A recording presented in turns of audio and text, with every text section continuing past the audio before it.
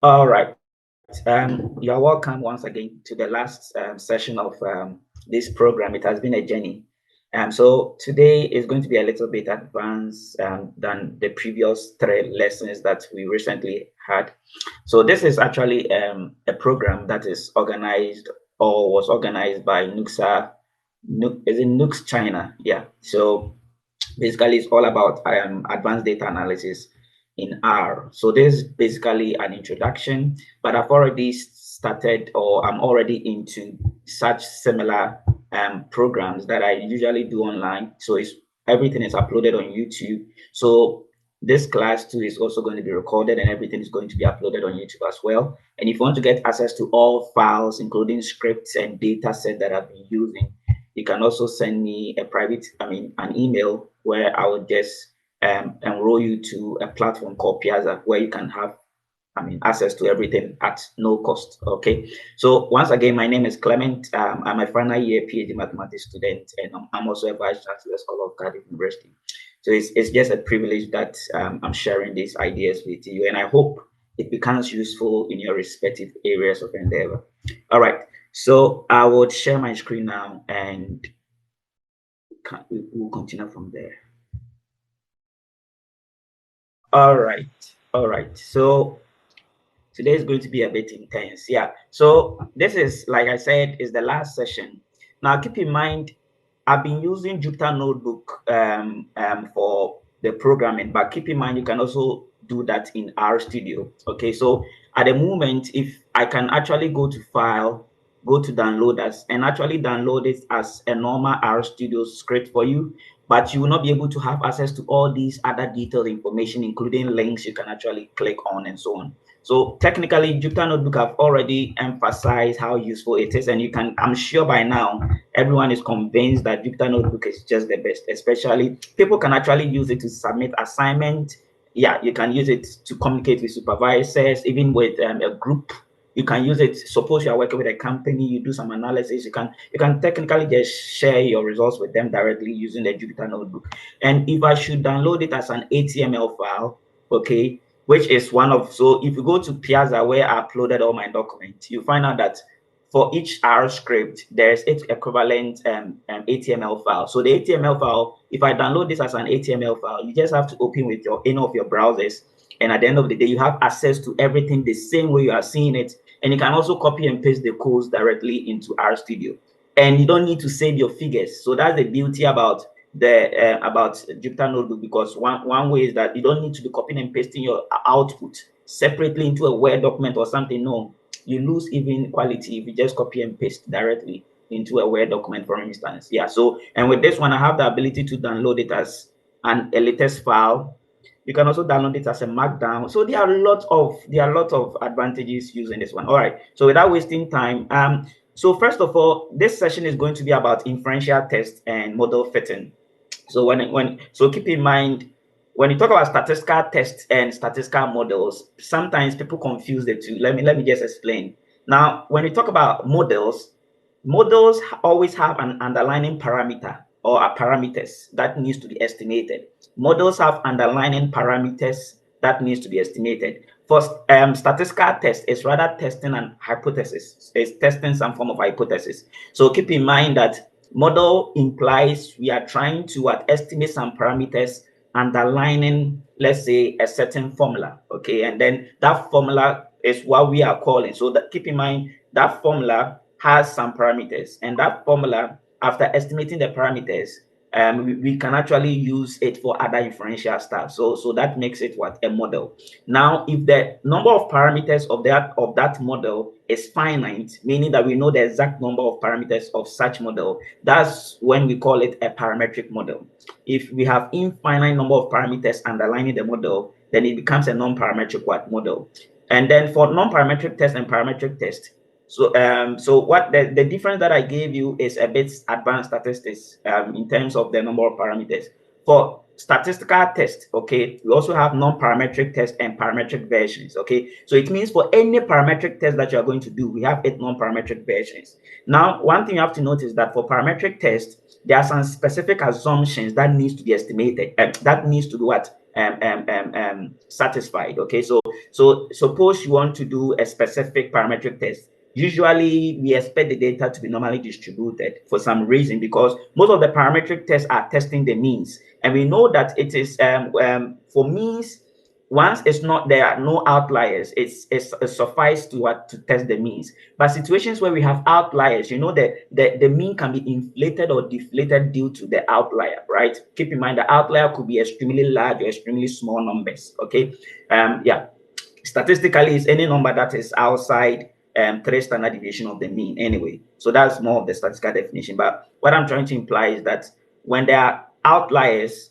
the mean, comparing means is going to lead to biased results. So in most instances, we compare the median for non-parametric version. So because the median is not affected by outliers, if I give you a number 235, suppose I should find the mean, okay, and I should increase the 5 to, let's say, 1,000. You realize that let's say it was 235, and then I increase the 5 to, let's say, 20. When I find the mean will increase due to the increment, but the median will still remain the middle number. So you realize that the median is less susceptible to outliers, and that makes it very useful for non-parametric tests. So for non-parametric tests, when the data is non-normal or it's not normal, then it's good, it suffices to rather consider testing the medians instead of the means. Yeah, so that's the difference. So for non-parametric tests, it's a bit robust to assumptions, so you don't really have to care about normality of any data or whatsoever. Fine. So I've already covered there's this YouTube session video that I've already done on the most important information you need to know about statistics. So suppose you don't know anything about statistics, you're a beginner, that is the first thing you need to actually watch. So that's the link to it. Once I send you the HTML file, you'll be able to click on each of the links and have. And that's my YouTube channel. That is my website. There are a lot of interesting stuff on there. You can also learn from there. Fine. So today my main focus is we are going to fit a time series model. We are going to do time series modeling. But before then, I just want to expose you to all the other things you need to know about statistical models and statistical inference in essence. Now keep in mind that doing data visualization or summarizing your data, you cannot make vivid or meaningful conclusions just based on descriptive summaries. Okay, so the very moment, let's say you find percentages between males and females, and then or maybe you find percentage between males and females, and then you see how different the percentages may be due to whether they are dead or not. Keep in mind, at that instance, you cannot make any inference like, oh, the males are more likely to die from maybe that disease or not, or something. What I'm just trying to imply is that we don't make conclusions from descriptive summaries. Descriptive summaries, including percentages, your plots, they only give us what? A descriptive idea about what is going on. But you cannot make inferential conclusions, or you cannot make conclusions based on just descriptive summaries. You can only make that decision based on inferential tests. So that's why in every research, you always have to do the descriptive summaries or the descriptive statistics, where you summarize your data with tables and plots and so on. And then the second session, that is where you start doing statistical test and model fitting. And that is actually what we call the inferential statistics. So statistical analysis or data analysis is strictly dichotomized into two, where we have the descriptive statistics and we have the inferential statistics. Fine. Now let's focus on statistical tests for now. So for the statistical test, I've already covered these things, so I'll just give you a little bit recall. But you can watch this particular YouTube video, and it speaks a lot. So with that, it wasn't about programming; it was strictly about statistics, trying to understand what are variables, trying to understand the kind of models that are out there. It's very informative. Try and watch it as well. And don't forget to subscribe to the channel.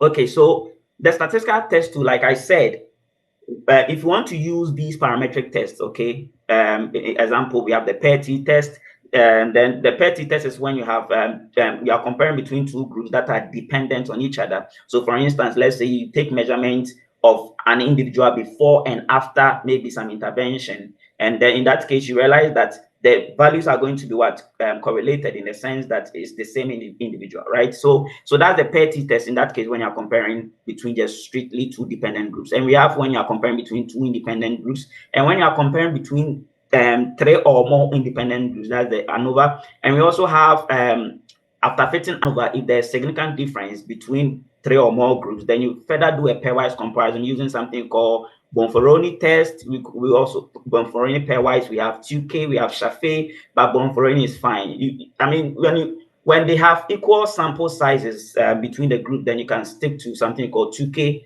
2K pairwise comparison, which does better. But Bonferroni is a little bit robust, so you can actually use it irrespective of the sample size. Fine. And then repeated measures ANOVA is actually is let me say is the extension of the pair T test, in the sense that, so for ANOVA, we are actually comparing between three or more independent groups, right? So meaning that for each group, they are totally different subjects we considered.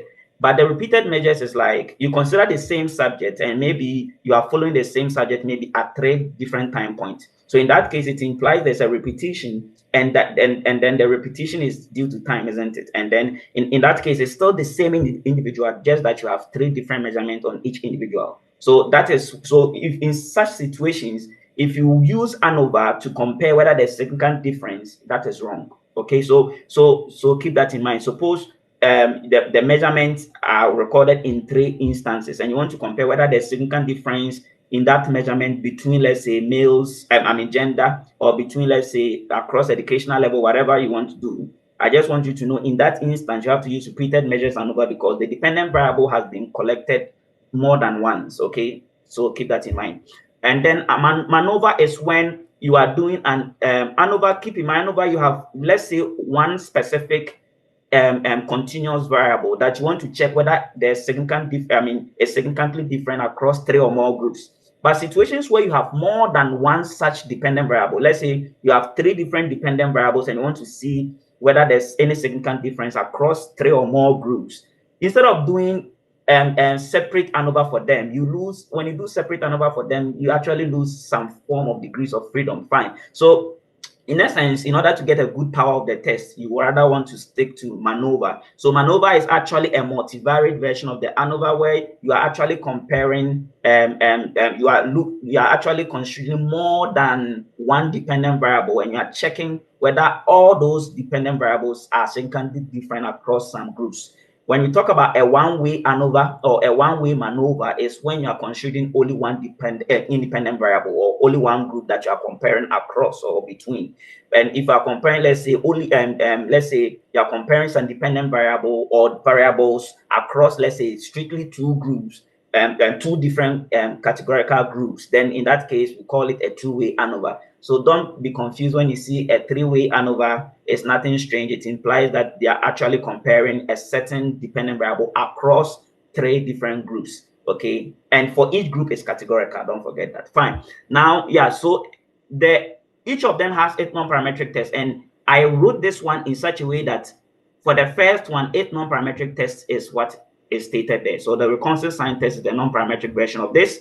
The independent t-test, when your data is not normally distributed, go and use the Mann-Whitney test. Okay, so I've made it in such a way that each is the non-parametric version is on the same position. Okay, so ANOVA, the non-parametric is Kruskal-Wallis test. So keep in mind, if the data is not normally distributed, don't force yourself to use ANOVA. If you are comparing between 3 or more, use Kruskal-Wallis and you still get the same conclusion you're looking for. Okay, so don't forget that. Keep in mind, if you are trying to use a particular test in statistics, go by the rules. You know, there are principles. So you might don't just take anything and do anything, even though you know that no, this is not right to use. You might use it in your field. Maybe they might let you go. But suppose you are publishing your works, the journals or the reviewers will be very particular about these things. So be careful and don't forget. Yeah. So the pairwise comparison, the non-parametric test, is called the Bonferroni-Dans test. And then the repeated measures ANOVA, if your data is not normally distributed, I mean the dependent variable. Okay, when you talk about the normal distribution, you are talking about the dependent variable, not the independent. Okay, the independent variables are usually categorical. So it's the dependent variable that we are saying that it should be normally distributed. If it is not, and then suppose the dependent variable was collected at 3 different time points or more than once, okay, then we cannot use the repeated measures ANOVA. Then we would rather use something called the Fredman test, which is the non-parametric version. Now, for the MANOVA, which is the parametric multivariate ANOVA, its non-parametric version is called the multivariate Kruskal-Wallis. Okay, so it goes on and goes on and so on. So keep in mind that for every test, we have a non-parametric version. All right, so we can also test for proportions between one or more than two groups, and correlation tests is also there when you want to look at pairwise dependency. And yesterday we learned that we can actually use the performance analytic package to get a very informative correlation matrix plot, which gives you three different findings and so on. Fine. So let's go on. So this is a link where you can actually look at how to do all these statistical tests in R. So you just click on it, and then you'll be able to practice at your own pace based on any data. Now you have a lot of data sets. Due to this particular program, I think I already have about 5 data sets already, one in Stata, one in SPSS, SAS, and then yeah, different data sets, and you should be able to practice. Now we know how to work with any data. It doesn't matter which software is coming from, we can import it. Fine. And then on my Piazza website, I also have a lot of data sets. Every YouTube video comes with a different data set, and I have all those data sets uploaded on Piazza as well. Fine. And then keep in mind that all these things I said, we also, the multivariate analysis, we also have a whole class of statistical analysis called multivariate analysis. Most of these analyses are usually univariate. So you see, these are univariate tests, okay, especially the PERT test, independent ANOVA, the rest. They are, apart from MANOVA and Kruskal-Wallis that were mentioned here, they are the only multivariate tests.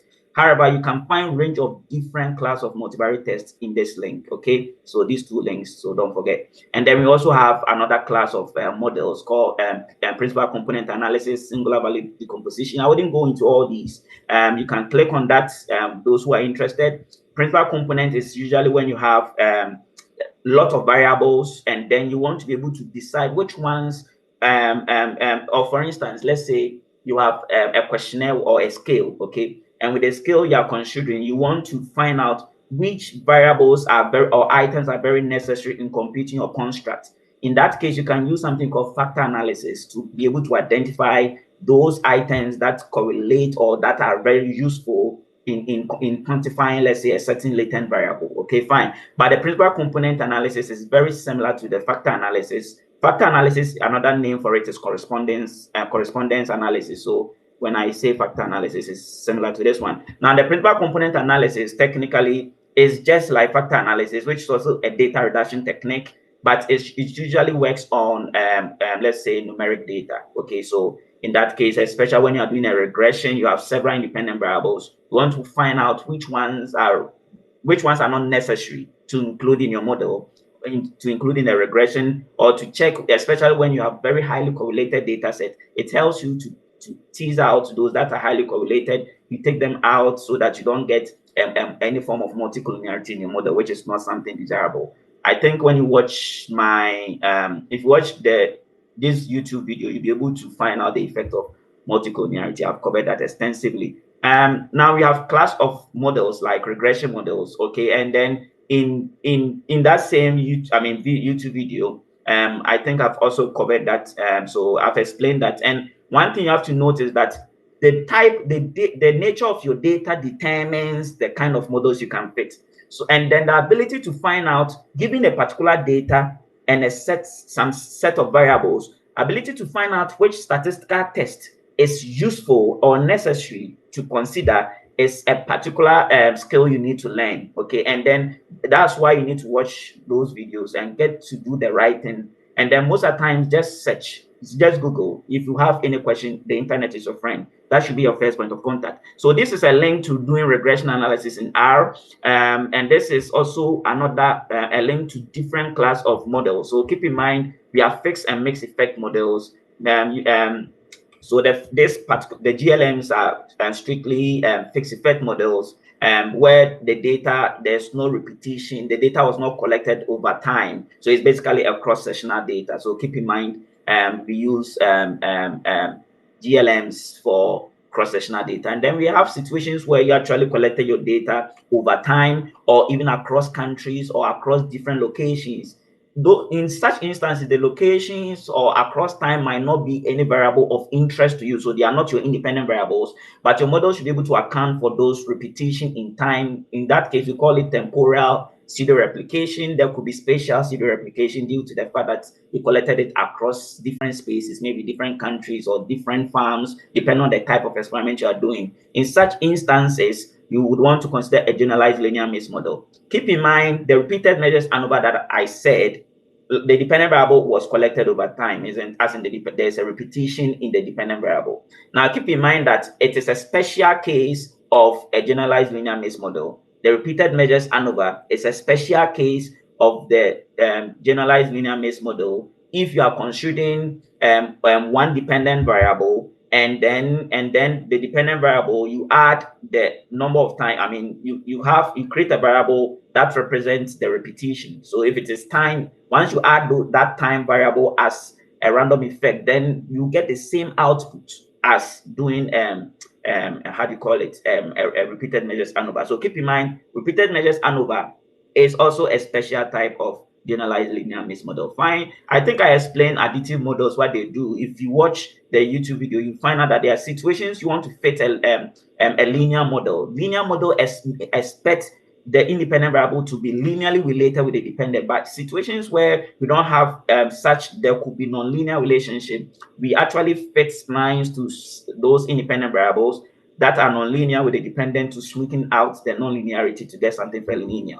Okay, so that's basically the use of the generalized additive model. So keep in mind, the nature of your data determines the type of model you can consider. If it's a longitudinal data, or if it's a longitudinal data, you would want to consider generalized linear maze model. You can also consider panel regression models and so on. But if it is cross-sectional, you would want to consider generalized linear model, not maze model. In that case, it's just a phase effect. All right, so I'm just going to focus on one class of statistical test called time series analysis. Now, as COVID-19 even taught us, we realized that we collect data over time. So almost every field actually collects data over time. And there are instances where we want to make predictions, okay, and it's very necessary, and countries that are not predicting into the future, we can clearly see that they are not able to plan towards the future, and that's actually something that, I mean, it's political. I wouldn't want to go into it, but keep in mind that time series prediction is so necessary so that we can actually forecast into the future. I recently submitted an article where I'm also looking at backcasting. Backcasting means I'm also predicting backwards in time, because there are instances where the data, they are due to data loss. So when we have, let's say, past years data are lost, then it implies that even though we can forecast, most of the models are forecasting, looking into the future, we can actually forecast backwards in time, or backcast means backward prediction anyway. So we can actually do that. And then, yeah, I did that using machine learning algorithms. So I basically was looking at both the forecasting and the backcasting abilities of the machine learning algorithm. Since the forecasting ones are overstudied, no study has actually explored the backcasting ability of the machine learning algorithm. So yeah, so it is something that I recently worked on. Anyway, so there are also other class of models, such that for all the statistical, the classical models that I've mentioned, we have it in a way. We have machine learning algorithms that can do the same thing. So we have machine learning algorithms that can do regression, and we have machine learning algorithms that can also do time series forecasting. Okay, fine. So I wouldn't go much into that. And then in terms of situations where your variables, especially your independent variables in a regression model, are highly correlated, the first thing you need to do is to be able to identify which variables are necessary in fitting the model. I already told you principal component analysis can be used for that, but there are a class of other penalized regression models like Ridge, Lasso, and Elastic Net. Elastic Net actually combines the abilities of the Ridge and Lasso in trying to identify so situations where your data is highly correlated.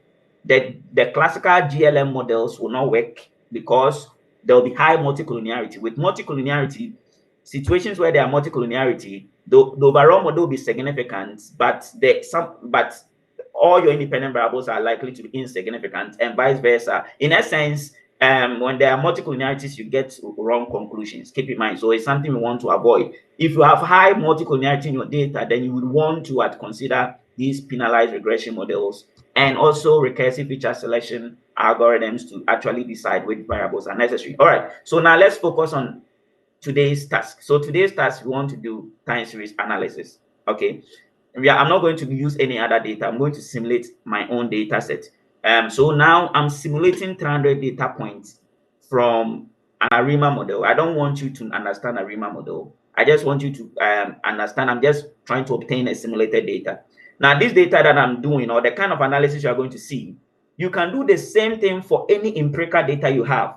Once you have a data that has been collected over time, that is a time series, so you can use that. Don't confuse time series data with longitudinal data. For time series data, we collect it at one time point. If I say at one time point, what I'm trying to imply is that there's no, so for instance, for longitudinal data, let's say I've collected the data, let's say within 2020, I collected the data, a cross-sectional data, and then I followed up on the same set of individuals for another time. Okay, I mean another time point, and it kept on repeatedly and so on. All right. If you watch that YouTube video that I pointed earlier regarding what you need to know in statistics, I've also extensively explained. I've extensively explained how do you call it, the different types of data sets for you to be able to identify when do you have a panel data, when do you have a longitudinal data and panel data are similar, when do you have cross-sectional, and even cross-sectional you have different types. Okay, so I've explained that extensively. You would want to watch that. Fine. So this code is just simulating the data for me, but I'm simulating the data from, please check the model. The model is ARIMA 211. Keep it in mind. We will find out why I want you to keep in mind. So now I've simulated the data. Now with this data, so this data could have been, let's say, inflation rate. It could have been any macroeconomic variable. It could have been any data set that has been collected over time. So keep that in mind. And then I'm using this write.csv function to what? To save my output. So like I told you, so here I'm setting the same working directory. Usually when we set working directory, we are more likely to be importing the data. This time around, I'm not importing data. I'm going to export data. So in that case, I still have to set the working directory so that it goes directly into that folder that you want to save your results in there. So here I've simulated the data, I've saved it, and then yeah. So let me just run. Yeah. So that's the simulated data. And then here I've saved it into the folder. So at the moment, I am declaring the data set.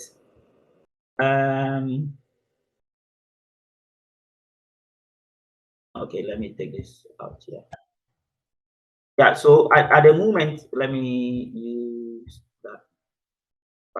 Yeah, so at the moment, I'm declaring the data set. So I'm making it such that I'm treating it as if the data was something that was collected from 1997 to 2021. So that's why I'm saying that this data that I've actually simulated, just assume like is any data that you have actually collected that you want to do your analysis. So you don't have to simulate the data if you have an empirical data. So don't forget that. Just that I'm able to simulate from a model as well. Yeah, so here we have a particular data set.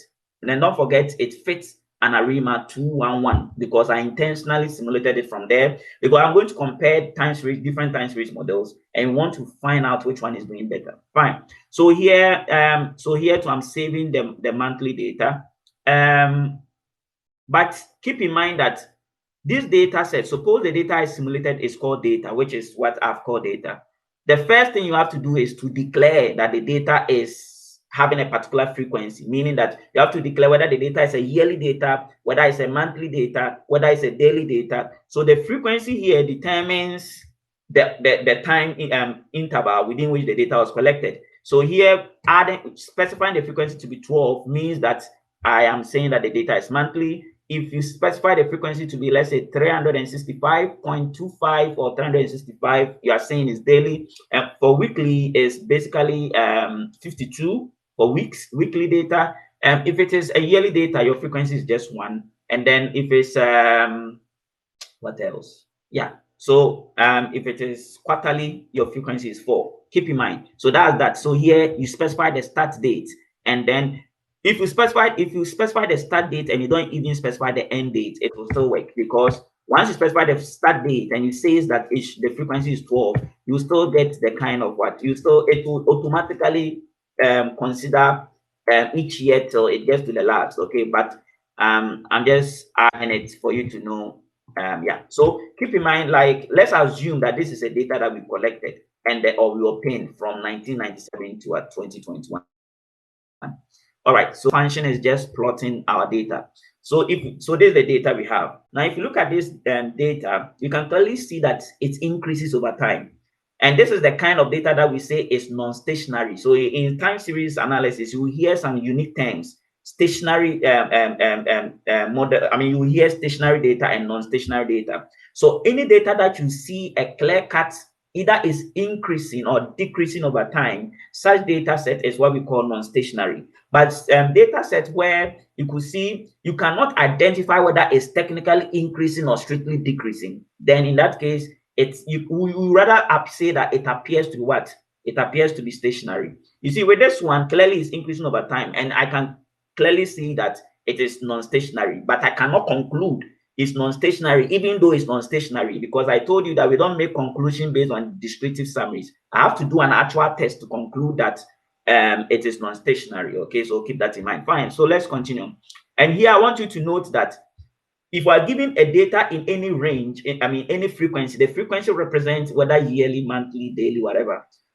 Note that if you have a daily data, you can always extract a monthly data from it. You can extract a weekly data from it. You can extract quarterly. You can extract higher kind of frequencies from it. So now, since we have monthly, I can extract quarterly. Quarterly means every 3 months, meaning that to get quarterly data from a monthly data, it implies we are aggregating or summing, let's say, the first 3 months to represent the first quarter for a particular year, the next 3 months to represent the second quarter. So that is the kind of things you are seeing here. So these are aggregated what data sets. That is like the total for the first 3 months and so on and so forth.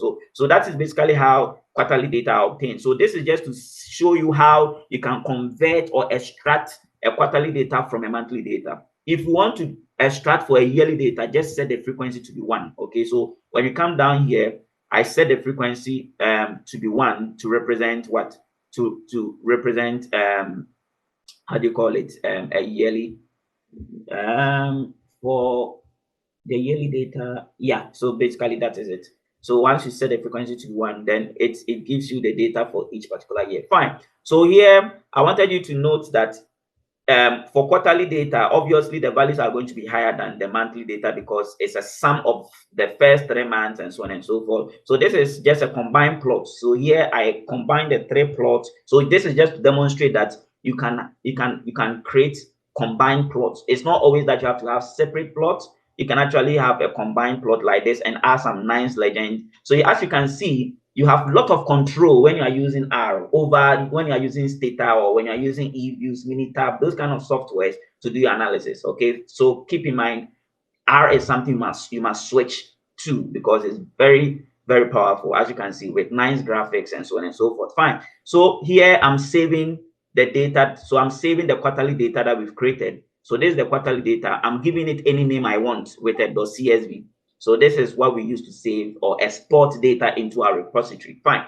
So now we are going to fit a time series model. Okay. We are going to technically fit a univariate time series model. Why? Because we have only one time series we are looking at. Okay. So the time series is just one. There are instances where you have, let's say, a data, and the data, the first variable, you have inflation rate. Maybe in the next variable, you have maybe monetary policy rate, you have interest rate, you have different time series. In that case, you can choose to fit a time series model that actually takes all of them into account. And that is what we call multivariate time series models. So what we are doing, so in statistics, we have univariate models and multivariate models for any kind of statistical model you are thinking of. And even statistical tests, we have 8 multivariate versions for each of them. So keep that in mind. All right, so here I told you anytime you go online and then let's say you wanted to fit time series model and then you went to Google, because I told you once you're able to import the data into R and then you know how to what? You know how to install packages, and then you also know how to import your data. Yeah. In that case, you don't have to worry too much. If you want to do anything, the first thing is use the internet. How to fit, let's say, time series model. You just Google And suppose after Googling, you saw that the person's blog, they've written library around this, library around that. I've explained extensively that that means they are loading the packages. If you don't install each of these packages, you might not be able to use some specific line of codes. You get errors in some specific line of codes. So keep in mind that you have to install all these packages using the install.package with the package name inside this quotation sign before you can load. And I told you we only install once. After installing, you don't need to install. But there are instances where after downloading your R or installing your R for the first time, it also has some packages that are already installed for you.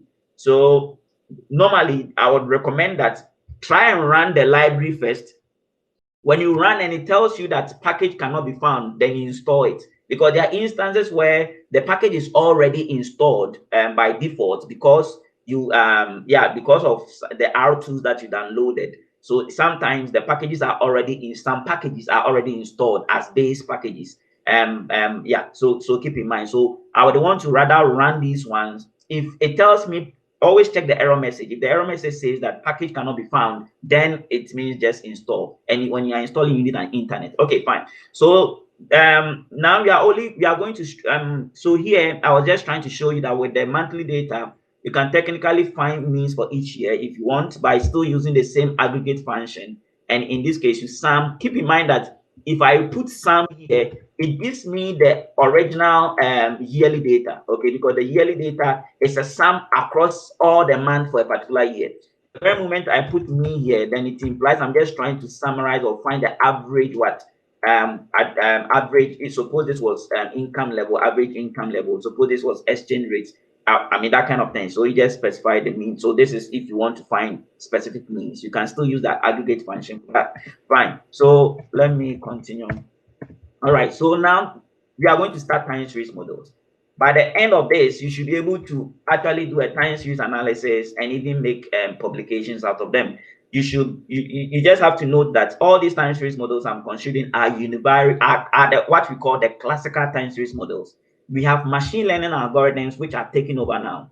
So yeah, like the article that I mentioned, I use strictly machine learning algorithms. But when you are fitting machine learning algorithms, you always have to consider at least a classical or a traditional time series model to represent as a baseline model. Why? Because the traditional ones have been tested over years and we believe that they are doing well, especially ARIMA model. ARIMA model is actually the most, I would want to say, one of the most powerful traditional time series models or classical time series models you can ever think of. Okay.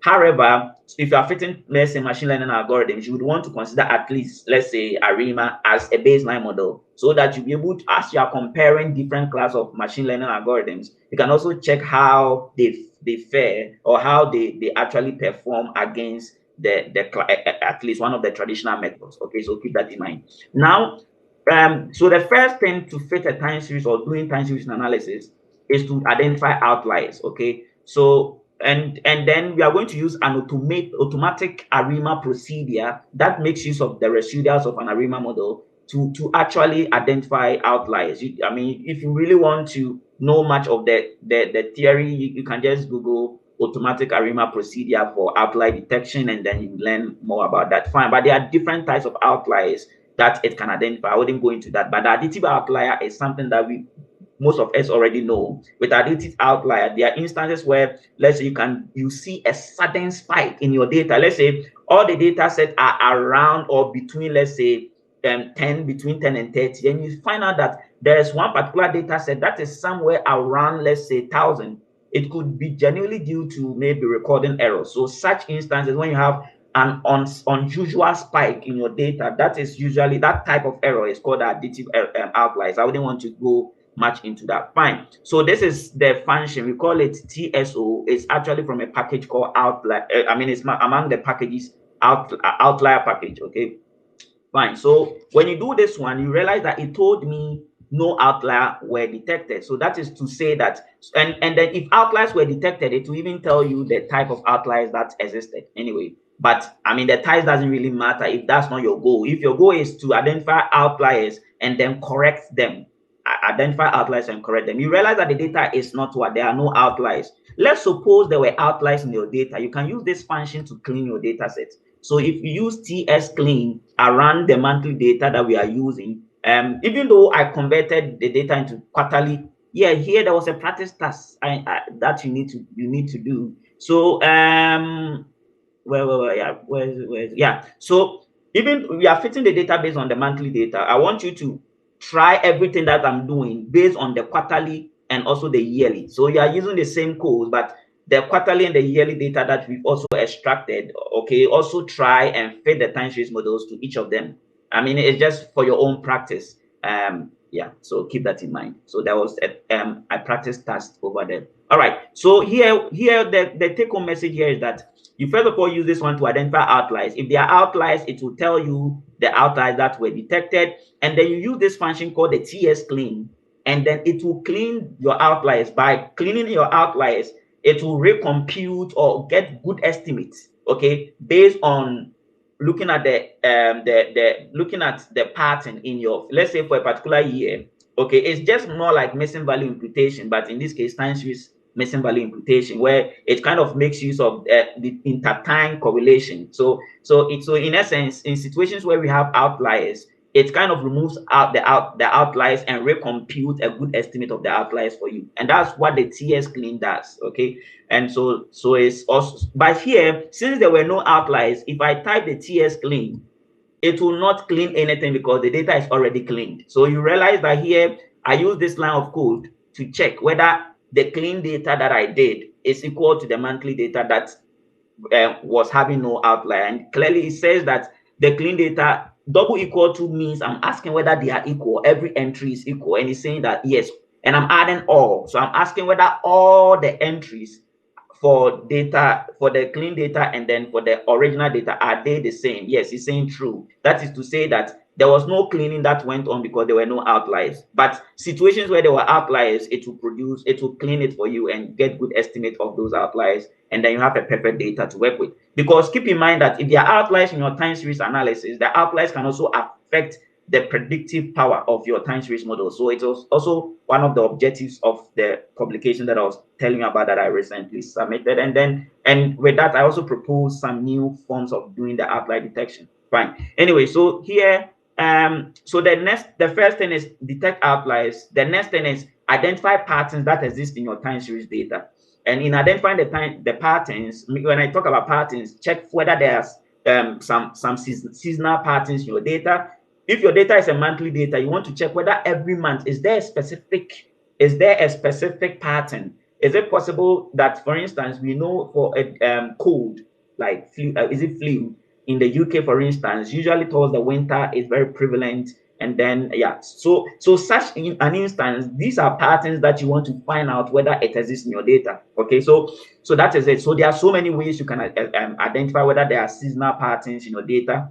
And then the time series decomposition, to keep in mind that every time series data can actually be decomposed into three specific components. Okay, so it can be decomposed into the trend and the seasonal component and the irregular component. It is due to the irregular component that the data is changing, or you are seeing fluctuations whatsoever. So the time series decomposition, we have different types of time series decomposition. Technically, the type of seasonality that exists could be additive or could be multiplicative. Okay, but in situations where you don't want to worry yourself about whether we have multiplicative or additive seasonality, because keep in mind the type of seasonality can determine the type of decomposition you should do. But what I'm saying is that you can use a more robust approach, which is actually called the seasonal trend decomposition with LOES, with Lois. Okay, so you can use that and you don't have to worry about multiplicative or additive seasonality, whatever. So yeah, so at the moment, this is the original data. We've been able to decompose it such that we're able to see the seasonal patterns. But the fact that you are seeing these seasonal patterns are due to the seasonal indexes. I wouldn't want to go into the details. This is just an introduction. I just want you to know the fact that we are seeing this pattern does not mean that indeed seasonality might be present. So I told you we don't make conclusion based on graphical summaries. We have to do actual statistical tests to conclude. And this one is telling us the trend. So clearly we can see there's an increasing trend in the data. And this is the error part. This is where this is what is causing the fluctuations in the data set. Yeah. So this is the random component or the error component. Fine. there are instances where you want to deseasonalize your data. Suppose the data had seasonality. If you want to deseasonalize your data, all you needed to do was that if I wanted to seasonalize my data, all I need to do is I just type, let's say, deseasonalize data, and then I consider the original data, which was the monthly time series, the monthly data, and then I subtract the seasonal component from it. I subtract this one from it. And then in that case, this data set we produce actually is a deseasonalized data, because the deseasonalized data means that take away the seasonal component. And sometimes their model, for instance, if there's seasonality in your data, it also tells you the class of models. So if you wanted to fit even a RIMA model and there was seasonality in your data, you would have to use a model called SARIMA. SARIMA is a seasonal ARIMA model. If there's no seasonality, then you have to use a non-seasonal ARIMA model. So anytime we talk about ARIMA model without bringing seasonality, we are talking about the non-seasonal ARIMA model.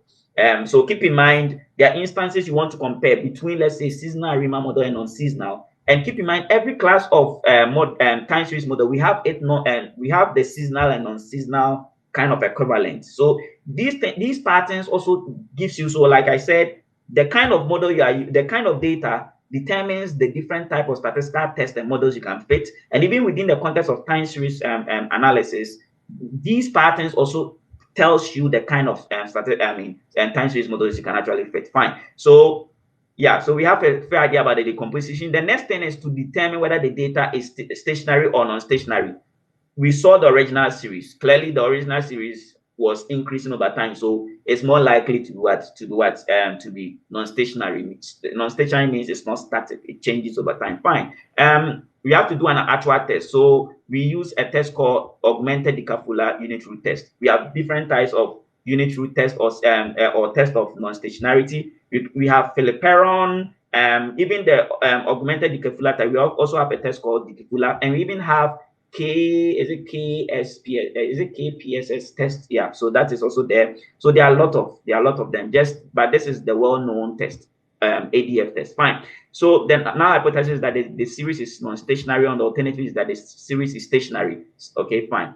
Now, if you look at the test, the p-value says that the p-value is greater than 0.05 alpha level. So in that case, we fail to reject the null hypothesis. The null hypothesis is that the series is non-stationary. So that's why I'm saying that we already know that clearly the series is increasing over time, so it's going to be non-stationary. But I mean, just to be political, to be academically or statistically political, you have to test it. And that is basically like we are just going by protocols. Yeah. So you have to do a test before. And then keep in mind that suppose you are fitting a non-seasonal RIMA model. In that case, if the series is non-stationary, then you do something called differencing.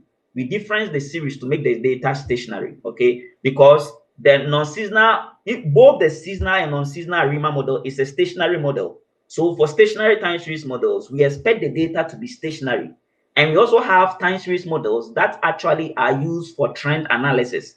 Okay, so in such instances, if your data is strictly stationary, let's say even without difference, your data is strictly stationary, it implies that you cannot do a trend, you cannot fit trend models or trend analysis, you cannot do trend analysis with such a data set, right? But for ARIMA, it expects the data to do what? Stationary. So that's why if your original series is non-stationary, you do something called differencing to make it stationary.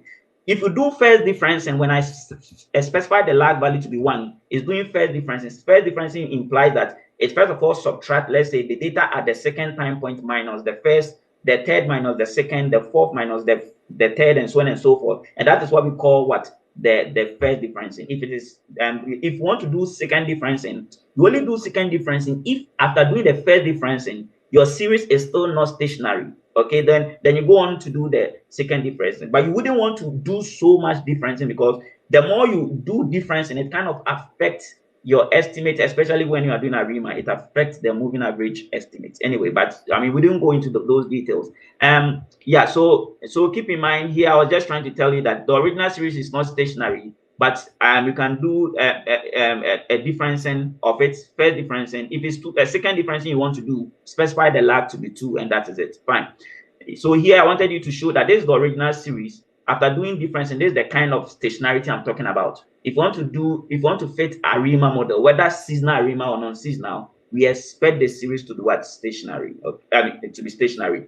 However, yeah, so in this case, since the series is stationary, at lag 1, ARIMA model has 3 parameters. I mean, the non-seasonal ARIMA model, it has 3 parameters. The parameters are P, D, Q, where the D is the difference in order. So in this case, since stationarity was achieved at lag 1, okay, or after first difference, the difference in order will be automatically what? 1. And this is obvious because if you look at the original data, we simulated the original data from ARIMA 211. So the difference in order was already 1. Okay, so I was cheating a little bit, but it's for a reason. Anyway, so keep in mind that is that. But we have a function called automatic ARIMA, auto.arima in R, where you don't have to go into the politics of trying to achieve stationarity and all sort of things.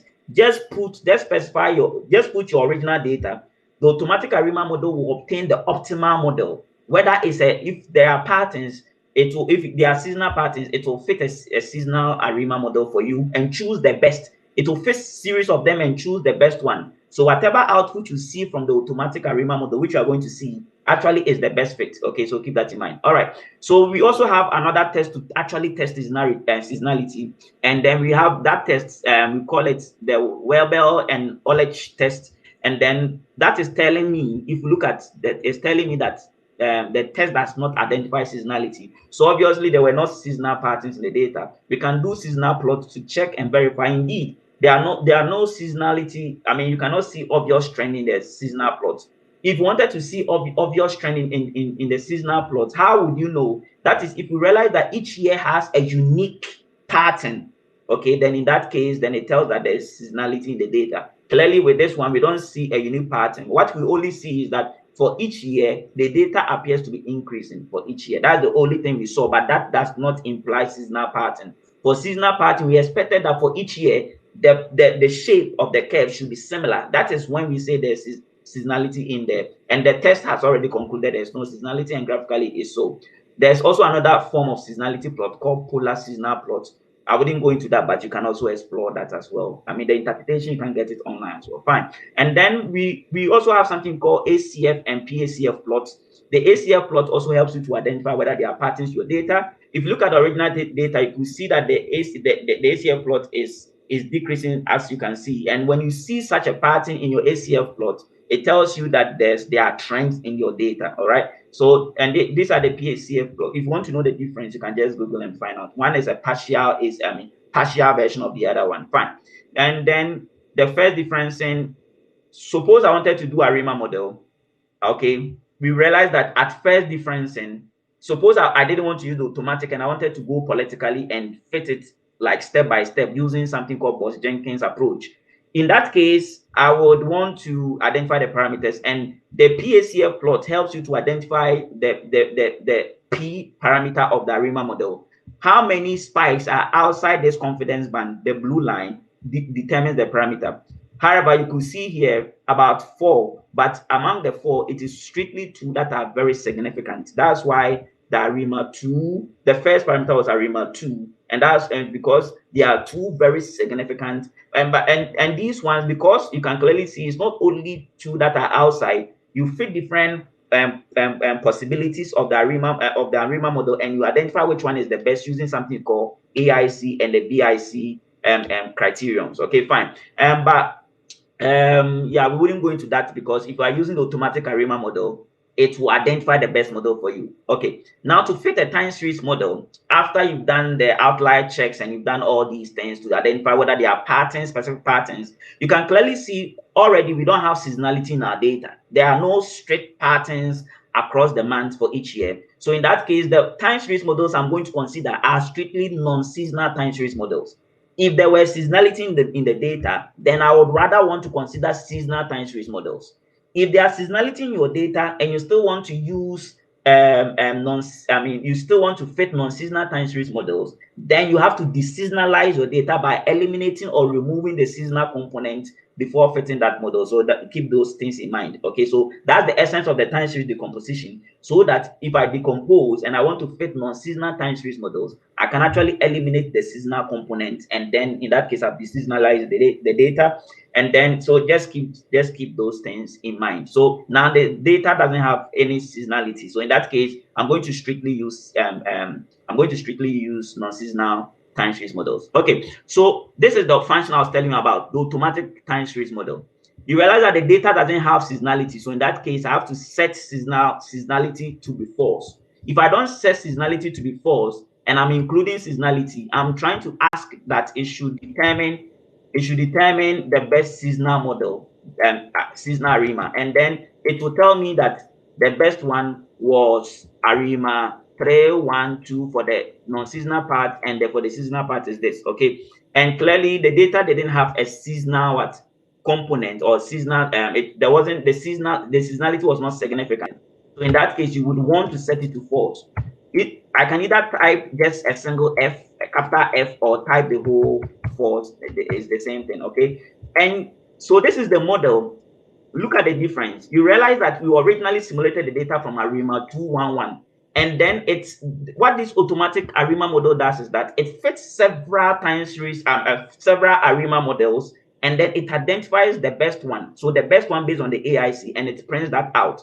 So indeed, it was able to find that the ARIMA 211, which we knew that was actually what best fit the data because we simulated the data from it, actually was the best when the automatic actually, that's what the automatic identified. So so that's basically what I meant by I was cheating a little bit because we already know which model will best fit the ARIMA model. Fine. But because we just wanted to get the data to work with, fine. So I have to simulate it. Fine. So so there's the model fitting, and then the forecasting.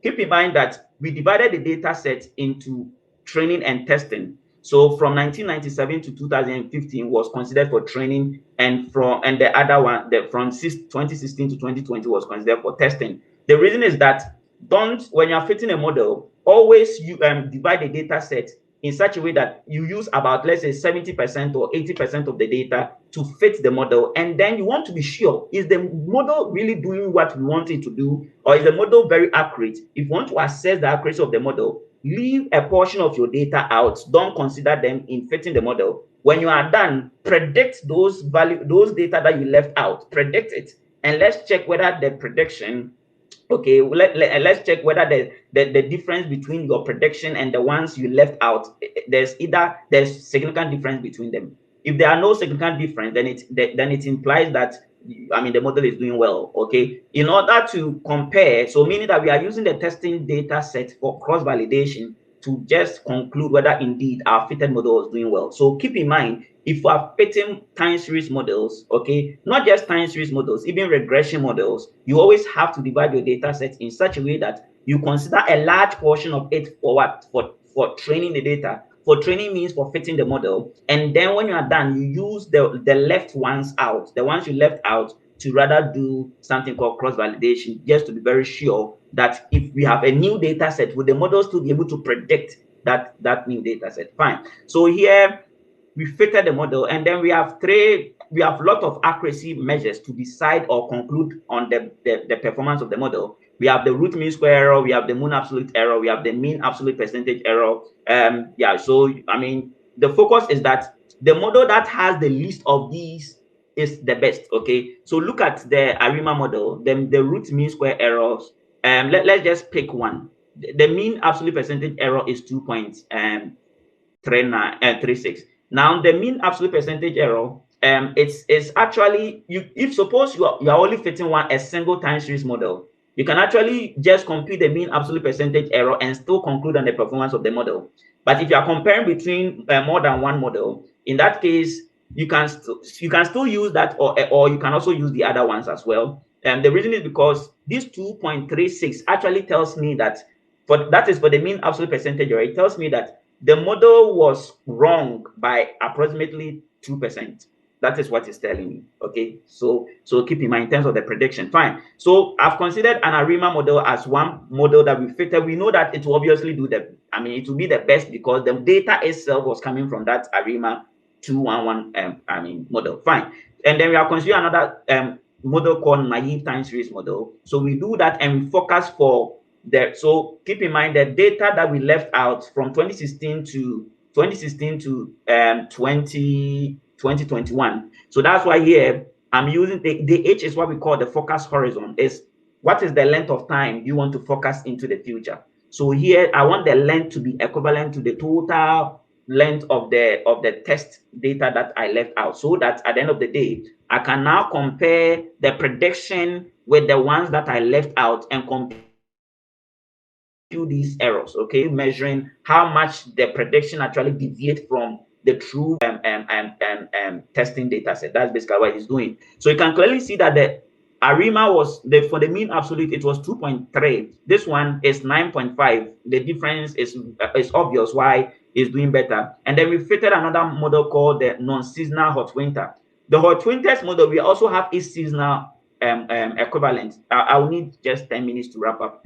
So for the non-seasonal hot winter, we have a seasonal version, but because the data does not have seasonality, we don't need to consider the seasonal hot winter. That's why I told you you have to always do those checks first, so that you'll be sure which class of models can you consider. So for this one, since the data there wasn't seasonality, okay, even though I mean in the decomposition it's extract the seasonal component, still the seasonality was not significant. So because of that, I cannot consider the seasonal component. If I was considering the seasonal component, then there were two other parameters that needed to be estimated. For the non-seasonal, it has only one parameter, okay, and then usually we call it the alpha. So you realize that the beta and the gamma was set as false, yeah, because we were not considering the seasonal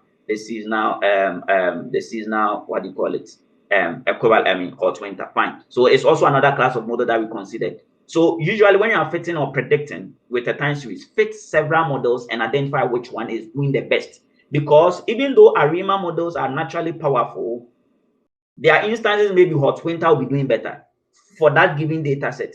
So always fit different ones and then check which one is doing better. So and the last one, we fitted something called a simple exponential smoothing model, and that also gave us this prediction. So you can clearly see that for the hot winter and then for the hot winter and then the seasonal exponential smoothing models, their performance are almost the same. If you look at the test, if you look at the test set, so the train set you are seeing here meant that it also computed the error, it predicted the length of the testing data set, it made prediction for the testing data set and compared it with the actual testing data, it made prediction for the training data set and also compared with the actual training data set. And the second one is it made prediction for the test data set and actually and then after comparing with the actual test data set, these are the errors. Okay, fine. So you can clearly see they are, I mean, they're almost the same anyway. Fine. So here, this is just a combined plot of the four models that I considered. We've already identified that the ARIMA model is the best because it has the minimum error. If you look at even the root mean square error is 7 point something. If you look at this one, it's 29. For the test, is the test part you should look at because that's the cross validation. This is 24. That's 24. So obviously the ARIMA is going to do well because we intentionally or in a way we cheated, we simulated from it. That's why. Fine.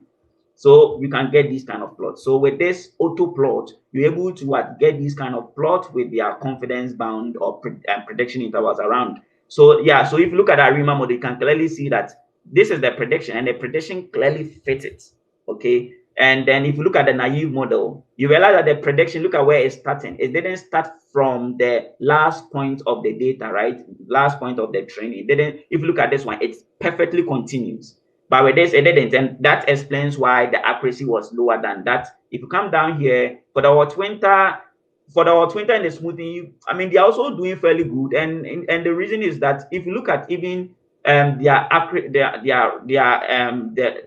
what do you call it? The accuracy measures, the mean absolute percentage, this one is 7.4. If you look at this one for the naive, it's 9 point something. Okay. And if you even look at the root mean square, it's 29, and this one is 24. So clearly, So keep in mind the models with the least of these are better than the ones with the highest anyway. So in conclusion, the ARIMA model was doing the best because we cheated by simulating from it. And then, yeah, so this is just to show you how to do time series analysis